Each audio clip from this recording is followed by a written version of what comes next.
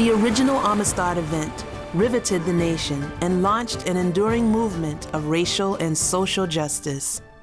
Tell them about the Amistad. Tell them about 53 Mende captives who came to this country against their own will. Tell them about Singbe Pa, whose valiant struggle for the freedom of himself and his people brought us to a place of recognition of the wrongness of the injustice of slavery in this land. In 1839, a Portuguese slave ship embarks from the west coast of Africa. The dreaded Middle Passage to Havana begins.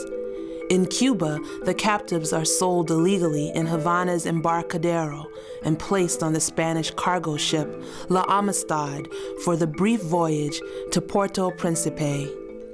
The captives are told they'd be killed for food.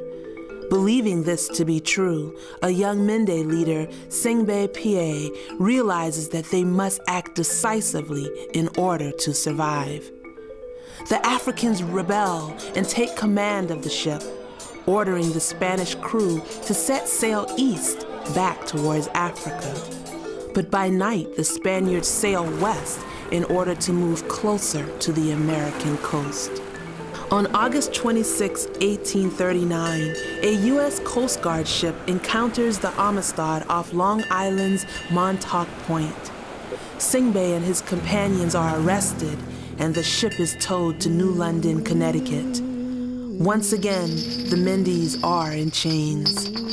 But New England Congregationalists, forebears of today's United Church of Christ, joined forces with abolitionists to defend the captives in their fight for self-determination, echoing Singbe's stirring defense, "All we want is make us free."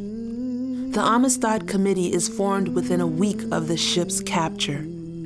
Dr. Josiah Willard Gibbs, a linguist and professor of Hebrew from Yale, goes up and down the docks of New York, finds a Mende native who is fluent in the captive's language, and brings him back to New Haven, where the trial is held.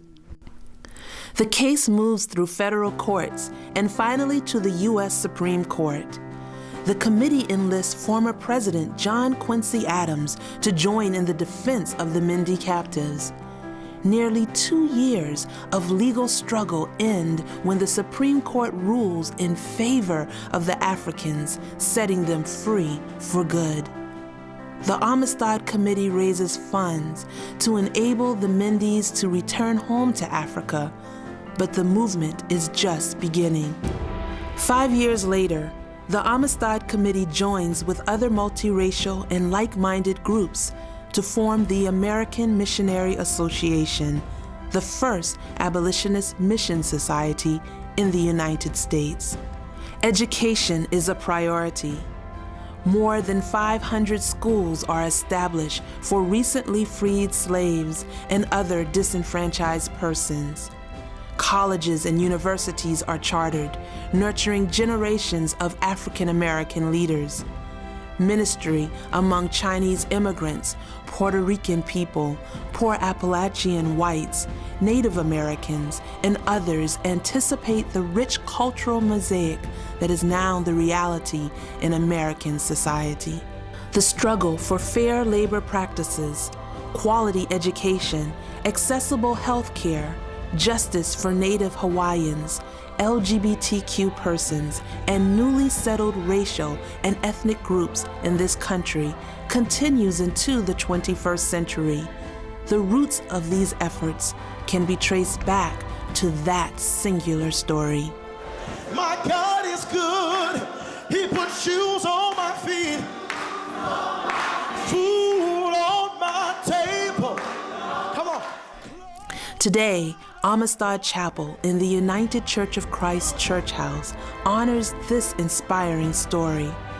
The chapel is a safe space where all people can come together to experience faith and friendship and continue the fight for social justice.